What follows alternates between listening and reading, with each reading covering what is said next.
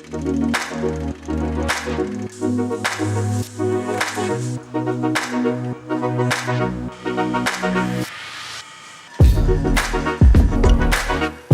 advanced economies, the common policy approach is that innovation in businesses flourish because of links with technology institutions, universities, and other formal agencies. However, often in low-income countries, these external bodies are not as well developed. Research into how SMEs acquire innovation incrementally and essentially do it on their own was undertaken by Tilburg University, Radboud University Nijmegen, with collaboration with African academic institutes. Let's take a look at 3 innovative business environments: a video game company in Ghana, a stone business in Uganda, and a gasket manufacturers in Kenya, to get a glimpse of the findings.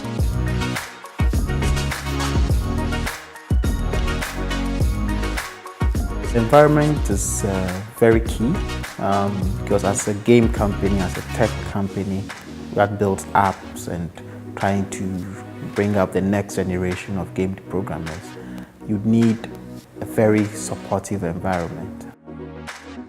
We've been receiving quite some number of support. We had office space, an immediate network of like-minded companies, startups all put into one space was very encouraging.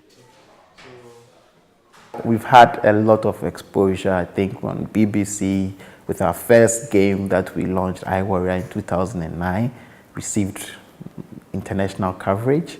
We've been on Forbes, BuzzFeed, BBC Click, Al Jazeera, CNN. The US Embassy also has recommended our work. So for coverage, we've actually solidified our name as a game company from Africa. So we faced a lot of challenges, and we are still facing anyway. Our industry is very unique. Banks wouldn't loan you money for a tech company. The government does not really understand what is happening. Local angel investors just don't understand the tech, and it's a very risky industry for them. People also think that technology is cheap, but it costs money. So you need to, the money that you put for agriculture, you need to reserve that same amount for the technology space as well, even more. I see a growing number of game companies in other countries, Nigeria, Cameroon, Kenya. We are not just building a company in Africa, we are building a whole new industry. We will make it work. As Letty Arts illustrates, international exposure is important for not only support, but benchmarking business strategy and product quality. Indeed, SME owners are told business is challenging in Africa, particularly for technology companies. Whilst there may be a lack of formal support, the research observed that what is key are business incubation and networks, particularly informal contacts, which bring together like-minded people to learn from one another about technology and running a business. However, at the same time, the research revealed that this is not taking place enough. Let's take a look at a stone company in Uganda who does not rely on a business network for development. We are members of the Uganda Small Scale Industries Association. Just like I can help anyone building with stone advice, a lot of friends and colleagues come in here and give me support. Finance, different technologies, legal professionals. I have had a lot of works that I have implemented in Rwanda.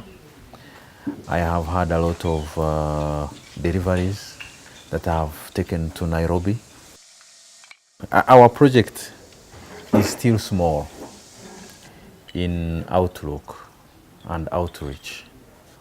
We still don't have the capacity to do what this economy needs. We are only employing about 35 people directly, and indirectly we are able to support about 500 or so people.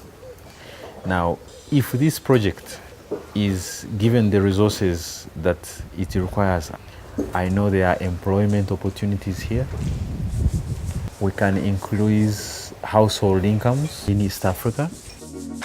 As with the stone company, most interviewed SME owners reported the absence of government support, whilst highlighting the role played by other small businesses, particularly for ideas, technological and financial advice. The research also highlighted that whilst interactions with international customers increased quality and technology standards, SMEs struggled to invest in the skills and knowledge of their staff to meet demands. Let's take a look at a gasket company who have to build employees' knowledge from scratch. Gaskets are normally found within the engines of motor vehicles, so we import and we manufacture them locally also. The idea of NASA came about due to public demand to bridge the gap between the, let's say, the poor and the rich, because imported gaskets were a little bit more expensive. Not everybody that started here is here now. I know of several who have started their own companies. So that's good to the environment, because the skill, when someone has acquired the skill, he can teach someone else and the community will grow at large. The challenges that we have in keeping up with innovative updates is semi-skilled labor. So for us to employ a new machine or a very innovative machine, we have to have the skilled labor. So it will take time to train these people. External bodies such as the government don't really support local companies. It is very difficult for them even to know you. And the banks also, you cannot manage to acquire a loan from a bank very easily, especially a large sum amount. You will require collateral and so many other things and also their interest is very high. We have no government involvement or what. We are just alone like that. We just work hard ourselves.